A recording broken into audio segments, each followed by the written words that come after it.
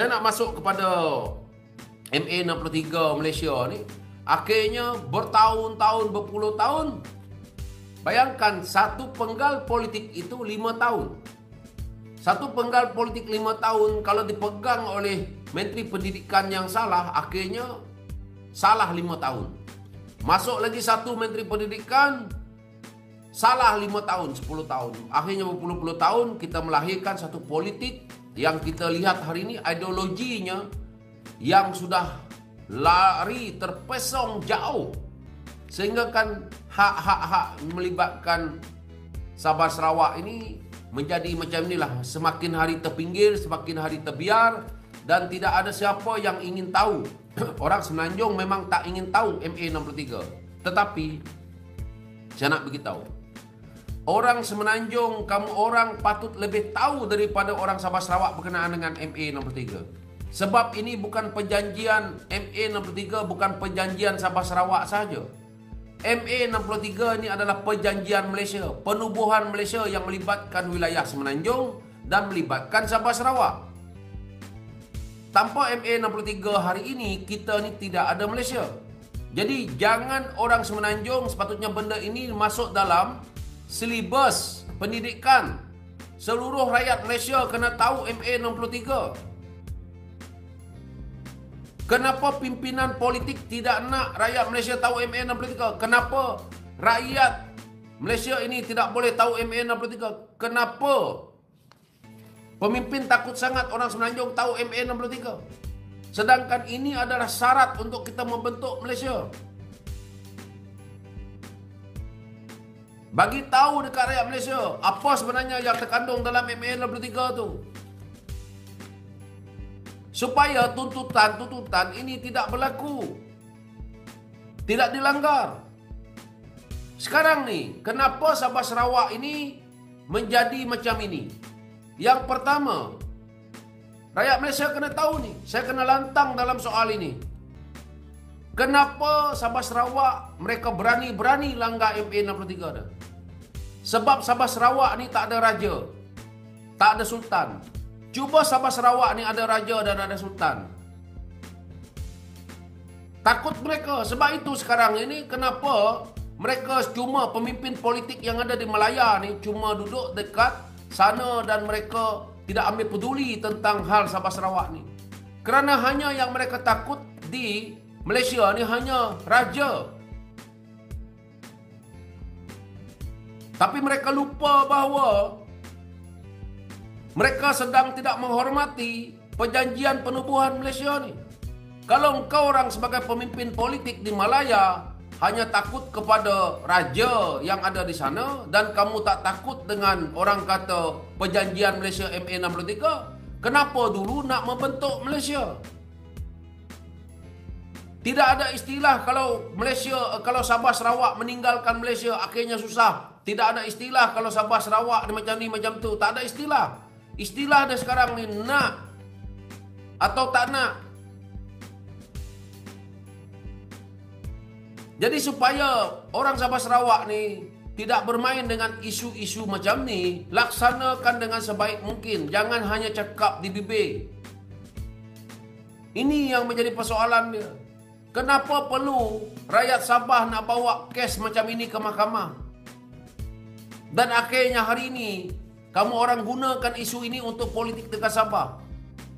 Saya nak termuntah, nak terberak, nak terkencing saya tengok pemimpin PKR, pemimpin DAP, pemimpin PAS, pemimpin Amanah, pemimpin UMNO, pemimpin Pejuang, pemimpin Bersatu. Beria-ia. Beria-ia kamu orang nak menceritakan MA63 tentang 40% hasil Sabah ni. Kau orang tak layak bercakap.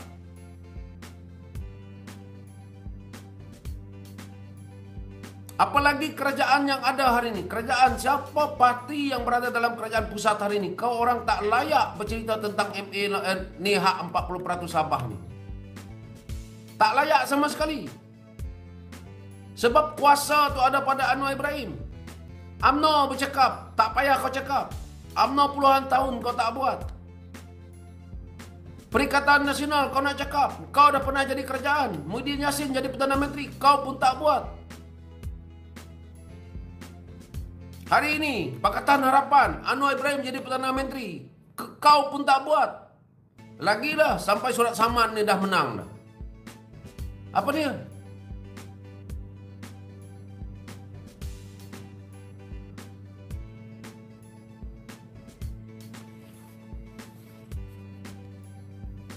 Sebab tu saya kata dia orang ni tak layak. Dan bila tak layak, satu perkara, benda ni, kalau orang Sabah nak dapat hak MA nombor 3, kamu orang jangan sokong Parti Malaya. Kalau kamu orang sokong Parti Malaya yang ada datang ke Sabah tu, kamu orang sebenarnya jadi tali barut untuk menidakkan hak kamu orang. Kamu orang Sabah tahu tak? Tak tahu berapa puluh bilion dah, mungkin trilion dah mungkin ya. Duit 40% kamu orang Sabah ni. Saya tak tahu berapa jumlahnya, saya tak tahu spesifiknya. Nanti saya tanya orang-orang yang lebih orang kata lebih arif, berapa semuanya yang tidak dibayar oleh pusat berkenaan dengan 40% ni. Tapi saya nak beritahu dekat orang Sabah. Satu adalah itu hak Sabah. Dan ini bukan hak negeri Selangor. Ini bukan hak mana-mana negeri dekat Melaya tau. Dan ini juga bukan hak Sarawak. Hanya ini hak Sabah. Sabah hanya menuntut hak duit mereka sendiri. Untuk apa Sabah nak duit ini? Kamu orang tahu, kawasan pendalaman Sabah, kawasan Sabah, KK Sabah tu pun, maaf cakap, saya tengok masih daif. Tahu? Sedangkan Sabah ini, kalau pimpinan pusat yang ada tidak rakus dan tidak tamak, sebenarnya Sabah ini adalah satu tempat yang menjadi surga, menjadi lubuk pelancong. Yang pertama, Sabah ini berada di satu kawasan yang strategik. Yang kedua, pantai Sabah ini adalah terlalu cantik pada saya. Pemandangan kawasan pantai Sabah ni terlalu cantik. Dan di sebelah baratnya itu, pulau-pulau yang ada memang cantik.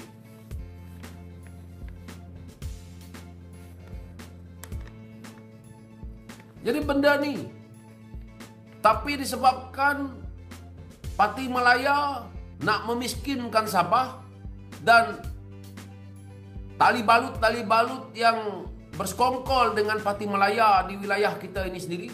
Siapa ada tali balut itu? Mereka yang jadi calon, mereka yang jadi wakil rakyat kepada parti-parti Malaya ini. Inilah tali balut. Kenapa saya kata mereka ni tali balut? Sebab setiap kali tuntutan daripada orang Sabah kepada Malaya, tuntutan orang Sabah kepada Putrajaya, ya, bukan Malaya. Tuntutan orang Sabah kepada Putrajaya, tuntutan orang Sabah kepada kerajaan Malaysia. Setiap kali tuntutan ini berlaku, siapa yang halang? Yang halang adalah Parti Malaya. Tidak pernah parti yang ada di Sarawak halang tuntutan Sabah. Tidak pernah parti-parti lokal Sabah menghalang tuntutan rakyat Sabah. Siapa yang halang tuntutan rakyat Sabah? Parti Malaya, pemimpin Sabah yang menjadi tali barut kepada Parti Malaya. Wakil-wakil rakyat yang menggunakan Parti Malaya sebagai tali balut untuk mereka halangkan. Apabila mereka ini berada dalam kerajaan negeri Sabah, apabila rakyat Sabah bersuara tentang hak Sabah, mereka akan tahankan. Mereka akan stopkan suara orang Sabah. Contoh yang kita boleh lihat, contoh yang dikeluarkan oleh Bung Mokhtar. Apa yang Bung Mokhtar cakap? Kalau bagi 40% Sabah, kerajaan pusat akan bankrupt, Sabah akan bankrupt. Ini antara contoh yang kita boleh lihat. Dan yang lain-lain, kita tengok macam mana PKR.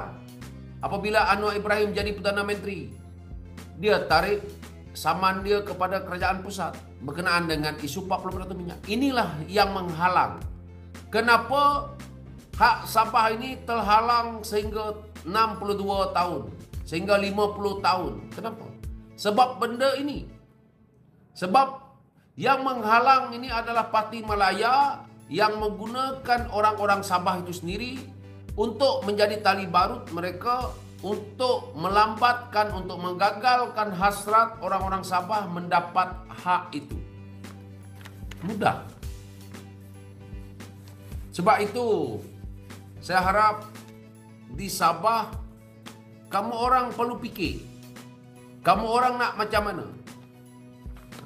Kalau kamu orang Sabah nak pilih, ini saya cakap betul ni. Kalau kamu orang Sabah nak pilih Barisan Nasional, Barisan Nasional hampir tak tahu berapa puluh tahun Barisan Nasional dah pernah jadi kerajaan di Sabah. Apa yang dia buat? Kenapa tuntutan hari ini ada? UMNO Barisan Nasional di Sabah tak buat apa-apa. Kena ingat, kenapa kamu orang Sabah nak pilih Barisan Nasional? Tak buat apa-apa. Sedikit pun Barisan Nasional dekat Sabah tak buat apa-apa tentang MA63 ni. Yang kaya raya, tali barut mereka yang ada di Sabah. Itu yang kaya raya. Rakyat Sabah tetap miskin. Kita pergi kepada Parti Perikatan Nasional. Apa yang Perikatan Nasional Muhyiddin Yassin dah buat apabila dia jadi Perdana Menteri? Ada apa tentang tuntutan Sabah yang Perikatan Nasional Muhyiddin Yassin buat untuk Sabah? Tak ada. Yang kaya raya adalah tali balut Perikatan Nasional yang ada di Sabah. Okey? Tali barut yang Perikatan Nasional ada di Sabah. Itu yang kaya raya yang senang lenang. Okey? Kita pergi kepada Pakatan Harapan pula Anwar Ibrahim yang jadi Perdana Menteri hari ini. Apa yang Pakatan Harapan dah buat untuk Sabah setelah dia jadi kerajaan, GRS Haji G ini jadi kerajaan? Apa yang mereka dah buat? Tuntutan 40% di pun Anwar Ibrahim senyap, sunyi membisu. Orang yang ada kuasa dalam isu ini sekarang ni Anwar Ibrahim. Dia Perdana Menteri. Dia klik aja butang macam Muhyiddin cakap. Dia tekan je butang, selesai. Tak perlu masuk mahkamah, tak perlu cakap apa. Dan Anwar Ibrahim sangat-sangat ada kuasa dalam isu ini. Yang pertama, dia jadi Perdana Menteri Malaysia. Mewakili untuk menjaga MA63. Anwar Ibrahim juga mewakili untuk jaga dua wilayah Sabah dan Sarawak. Ini memang dah kerja dia Perdana Menteri. Dia patut terima amanah ini. Dengan orang kata tidak perlu bertolak dalih. Yang kedua, Anwar Ibrahim itu adalah Menteri Kewangan. Kalau Anwar Ibrahim ada jiwa, ada hati, hari ini Anwar Ibrahim kena bayar tuntutan itu, tak perlu lagi nak masuk dalam mahkamah. Apa perlunya masuk mahkamah? Tak perlu.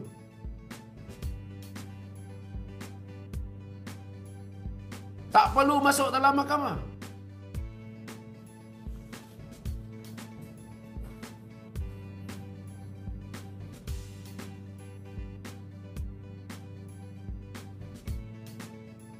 Ini nak kena masuk mahkamah hak wilayah sendiri. Dan benda itu termaktub dalam, orang kata ada black and white dia. Daripada dulu sampai hari ini. Kenapa nak bawa masuk mahkamah? Bawa masuk mahkamah dan akhirnya menang. Masuk lagi, nanti buat rayuan lagi pula, nanti tiba-tiba kalah. Dan langsung tak dapat.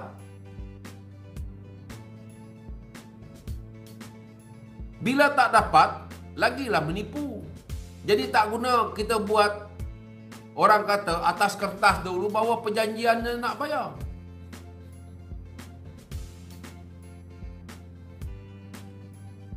Ini isu yang orang kata pada saya, kalau saya orang Sabah lah, memang betul-betul tolak habis-habisan. Orang Sabah kalau macam orang Sarawak yang kau orang tolak habis-habisan. Kalau